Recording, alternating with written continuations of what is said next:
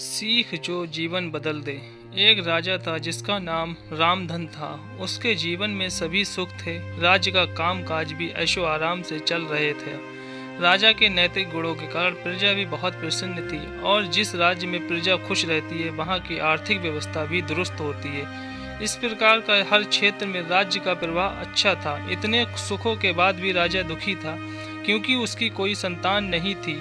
यह गम राजा को अंदर ही अंदर सता रहा था। प्रजा को भी इस बात का बहुत दुख था। वर्षों के बाद कि यह मुराद पूरी हुई और उसे एक पुत्र की प्राप्ति हुई। पूरे नगर में कई दिनों तक जश्न मना। नागरिकों को राजमहल में दावत दी गई। राजा की इस खुशी में प्रजा भी झूम रही थी। समय बीतता जा रहा था। राजकुमार का नाम नंद सिंह रखा गया।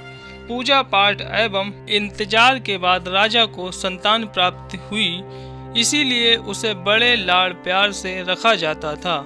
लेकिन अति किसी की बात की अच्छी नहीं होती। अधिक लाड़ ने नंदन सिंह को बहुत बिगाड़ दिया था। बचपन में तो नंदन की सभी बातें दिल को लुभाती थीं, पर बड़े होते होते यही बातें बदतमीजी लगने लगती हैं।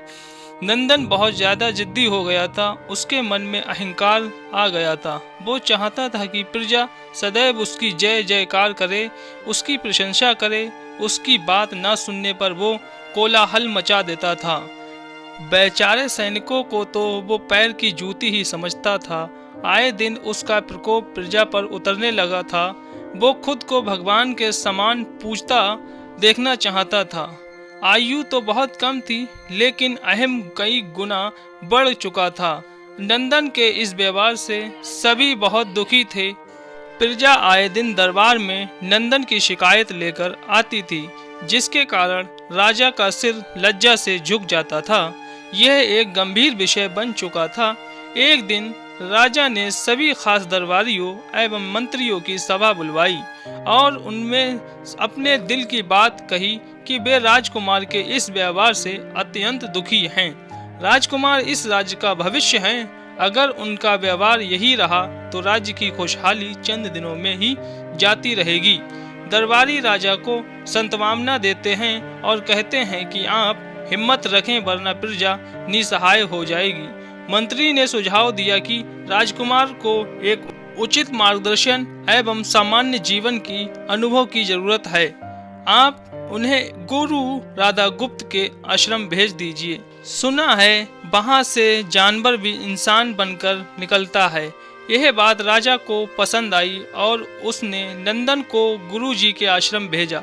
अगले दिन राजा अपने पुत्र के साथ गुरुजी के आश्रम पहुँचे। राजा ने गुरु राधा गुप्त के साथ अकेले में बात की और नंदन के विषय में सारी बातें कहीं। गुरुजी ने राजा को आश्वस्त किया कि वे जब अपने पुत्र से मिलेंगे तब उन्हें गर्व महसूस होगा। गुरुजी के ऐसे शब्द सुनकर राजा को शांति महसूस हुई और वे संघर्ष अपने पुत्र को आश्रम में छोड़कर राजमहल लौट आ गए। अगले दिन सुबह गुरु के खास चेले द्वारा नंदन को भिक्षा मांगकर खाने को कहा गया, जिसे सुनकर नंदन ने साफ इनकार कर दिया। चेले ने उसे कह दिया कि अगर पेट भरना है तो भिक्षा मांगनी होगी और भिक्षा का समय शाम तक ही है, अन्यथा भूखा रहना पड़ेगा। नंदन ने अपनी अकड़ में चेले की बात नहीं मानी और शाम होते होते उसे भूख लगने लगी, लेकिन उसे खाने को नहीं मिला। दूसरे दिन उसने भिक्षा मांगना शुरू किया। शुरुआत में उसके बोल के कारण उसे कोई भिक्षा नहीं देता था, लेकिन गुरुकुल में सभी के साथ बैठने पर उसे आधा पेट भोजन मिल जाता था। धीरे धीरे उसे मीठे बोल का महत्व समझ आने लगा और करीब 1 महीने बाद नंदन को भरपेट भोजन मिला, जिसके बाद उसके व्यवहार में बहुत से परिवर्तन आए। इसी तरह गुरुकुल के सभी नियमों ने राजकुमार में बहुत से परिवर्तन किए, जिसे राधा गुप्त जी भी समझ रहे थे। एक दिन राधा गुप्त जी ने नंदन को अपने साथ सुबह सवेरे सैर पर चलने कहा। दोनों सैर पर निकल गए। रास्ते भर बहुत बातें की। गुरुजी ने नंदन से कहा कि तुम बहुत बुद्धिमान हो और तुम में बहुत अधिक ऊर्जा है, जिसका तुम्हें सही दिशा में उपयोग करना है। राधा गुप्त भी समझ रहे थे। एक दिन राधा गुप्त जी ने नंदन को अपने साथ सुबह सवेरे सैर पर चलने कहा। दोनों सैर पर निकल गए। रास्ते भर बहुत बातें की। गुरुजी ने नंदन से कहा कि तुम बहुत बुद्धिमान हो और तुम में बहुत अधिक ऊर्जा है, जिसका तुम्हें सही दिशा में उपयोग करना आना चाहिए। दोनों चलते चलते एक सुंदर बाग में पहुंच गए, जहां बहुत सुंदर सुंदर फूल थे, जिनमें महक रहा था। गुरुजी ने नंदन को बाग से पूजा के लिए गुलाब के फूल तोड़ने कहा। नंदन झट से सुंदर सुंदर गुलाब तोड़ लाया और अपने गुरु के सामने रख दिए। अब गुरुजी ने उसे नीम के पत्ते तोड़ कर लाने कहा। नंदन वो भी ले आया। अब गुरुजी ने उसे एक गुलाब सूंघने दिया और कहा, बताओ कैसा लगता है। नंदन ने गुलाब सूंघा और गुलाब की बहुत तारीफ की। फिर गुरुजी ने उसे नीम के पत्ते चखकर उसके बारे में कहने को कहा। जैसे ही नंदन ने नीम के पत्ते खाए और उसका मुंह कड़वा हो गया और उसने उसकी बहुत निंदा की और जतर कतर पीने का पानी ढूंढने लगा। नंदन की ये दशा देखकर गुरुजी मुस्कुरा रहे थे। पानी पीने के बाद नंदन को राहत मिली। फिर उसने गुरुजी से हंसने का कारण पूछा।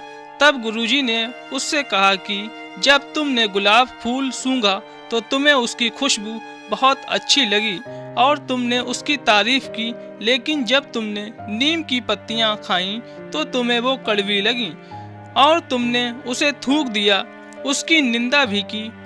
गुरुजी से नंदन को समझाया, जिस प्रकार तुम्हें जो अच्छा लगता है तुम उसकी तारीफ करते हो, उसी प्रकार प्रजा भी जिसमें गुण होते हैं उसकी प्रशंसा करती है। अगर तुम उसके साथ दुर्व्यवहार करोगे और उनसे प्रशंसा की उम्मीद करोगे तो वे ये कभी दिल से नहीं कर पाएंगे। इस प्रकार जहाँ गुण होते हैं वहाँ प्रशंसा होती है। नंदन को सभी बातें विस्तार से समझ आ जाती हैं और वो अपने महल लौट जाता है। नंदन में बहुत परिवर्तन आता है और बाद में एक सफल राजा बनता है। कहानी की शिक्षा। गुरु की सीख ने नंदन का जीवन ही बदल दिया। वो एक क्रूर राजा कुमार से एक न्यायप्रिय दयालु राजा बन गया। इस कहानी से हमें ये शिक्षा मिलती है कि हम में गुण होंगे तो लोग हमें हमेशा पसंद करेंगे, लेकिन अगर हम में अवगुणी होंगे तो हमें प्रशंसा कभी नहीं मिल सकती। Thanks for watching. Please subscribe my channel. जय हिंद, जय भारत।